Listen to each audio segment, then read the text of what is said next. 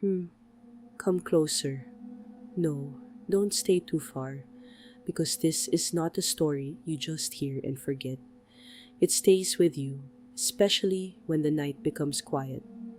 In Umuaka village, there is a forest, and I will not describe it like ordinary land with trees, because it does not feel ordinary.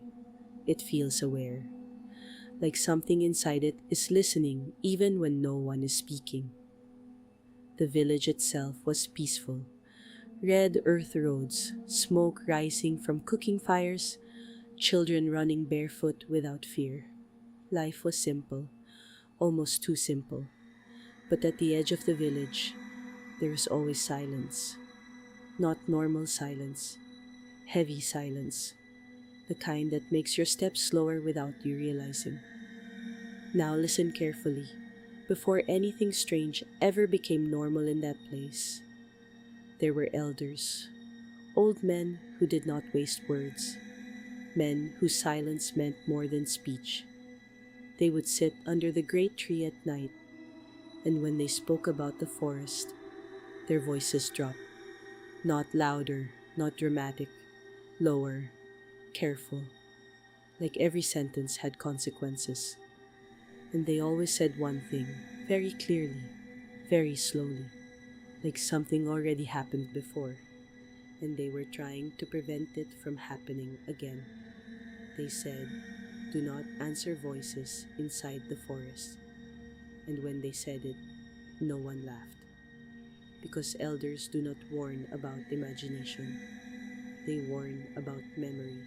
But young people always misunderstand silence. They think silence means nothing is there. They think warnings are control. They think fear is exaggeration. Before anything escalated, there was a hunter, a man respected for his skill, a man who believed the forest could be understood, controlled, survived.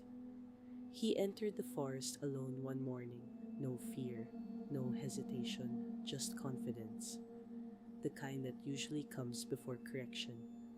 He did not return that day. At first, no one worried. Hunters stay long sometimes. That is normal. But then another day passed. Then another.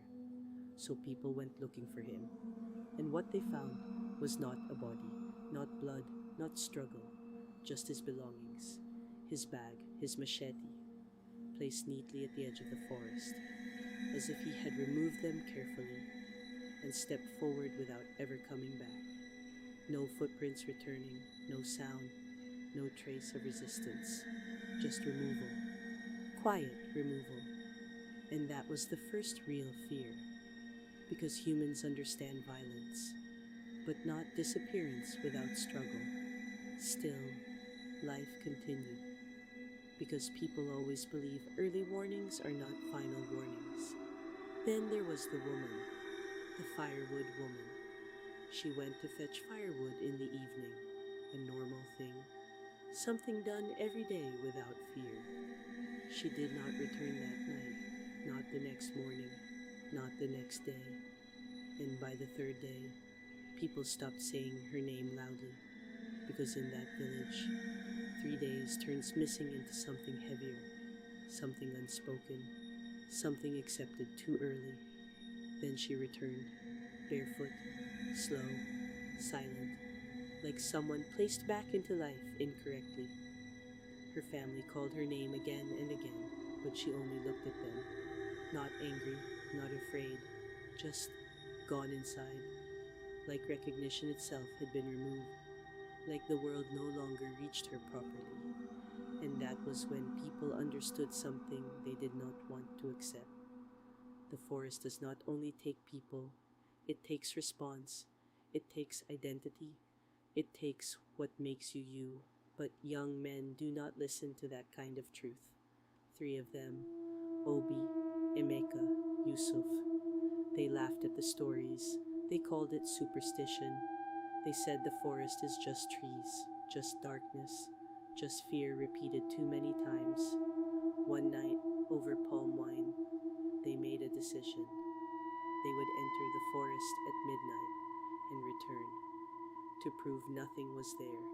The elders begged them not to go, not loudly, not angrily, but like people who already know what the ending looks like. That kind of begging is worse, because it is already acceptance.